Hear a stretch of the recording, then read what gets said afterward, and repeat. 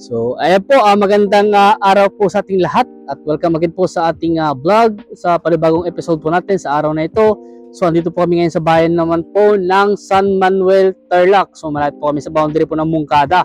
So, dito sa harap po ng property, meron pong school dito na tinatawag na Cartel Science Education Foundation. Ayan. So, meron po kami ipapakitang property po dito na ito po ay 1.1 hectare po na ang price po niya ay 4,000 per square meter po dahil ito po ay nakaalong MacArthur Highway po. So ito po yung way po na papunta po sa Moncada, sa Tiplex, Anao at ito sa town proper ng Moncada, at ito naman po yung way na papunta po ng Pangasinan, ayan po sa Carmen, Tiplex Exit, ayan po. At ano pa? At sa Baguio dyan po. So, ito po yung property na binibenta at hanggang doon po bali ang kanyang entrada na sa mga ano po 150 meters po sa entrada. So, yung mga nakikita niyo mga establishment po na nakatayo po dyan ay sa may-ari din daw po yan. So, siguro po kasama na rin po sa bentahan po yan. So, hanggang doon po yan sa bandaron pa po. Ayan. Hanggang doon po yan sa may mga bahod doon. Malapit sa bahod po doon. So, hanggang doon po yan.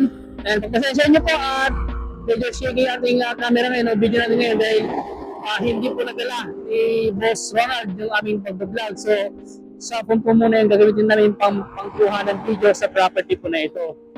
Ayan. So, nagkakaroon lang ng lightning. Ayan. So, ito po yung MacArthur Highway.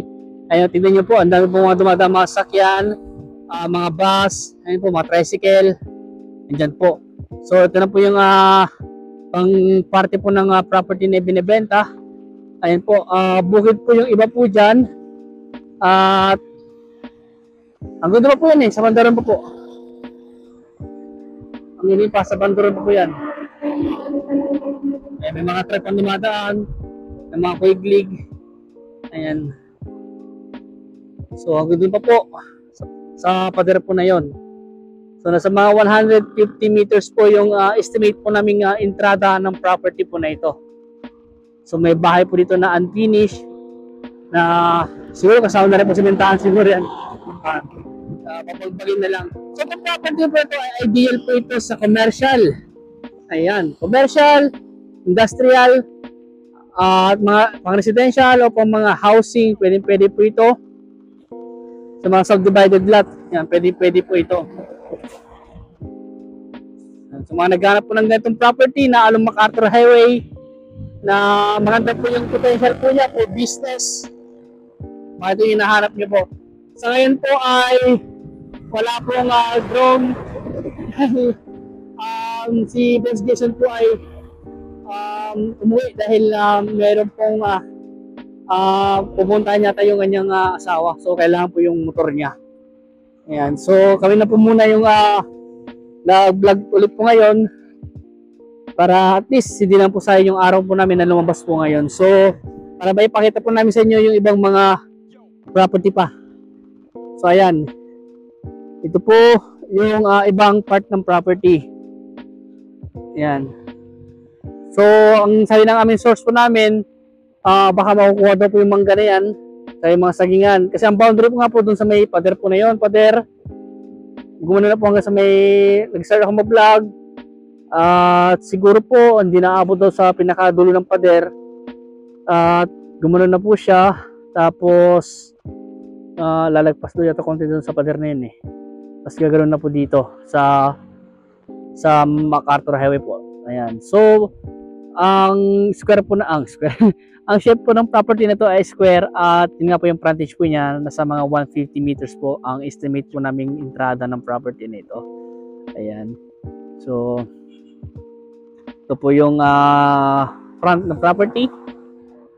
Ayan po, nakaalong ang MacArthur Highway, tapat ng school. Ayan po. May mga kainan na po dito na pinagawa po nila. Sabi ng source po namin, sa may-ari din daw po yan. Yun po ang sabi niya. So ulitin ko po, itong property po na ito ay 1.1 hectare na ang presyo po niya is 4,000 per square meter po. At sabi naman po niya, tinanong ko nga po kung may bawas pa, depende na lang daw po sa usapan nyo nung seller. At ang sabi nga po niya, tinanong ko nga rin po kung buhay pa yung nakapangalan sa title. Ang sabi naman po niya, buhay pa yung nakapangalan sa title, isa lang daw yung nakapangalan. At kaya at ang titulo daw po nito ay TCT. So ibig sabihin po TCT Torrens po siguro, private title na po siya. So yun po ang sabi ng source po namin, yan si bro, si naka-red. Yan. Si bro GR. Ayan, siya yung aming source po dito sa bayan naman po ng San Manuel at bayan po ng Mungada. Siya yung source po namin dito. Ayan.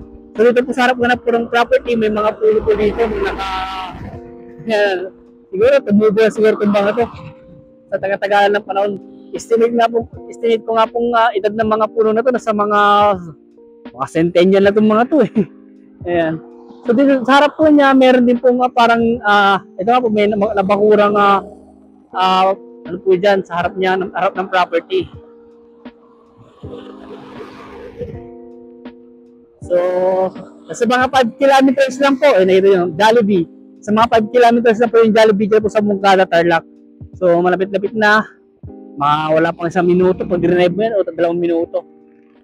Ayan po.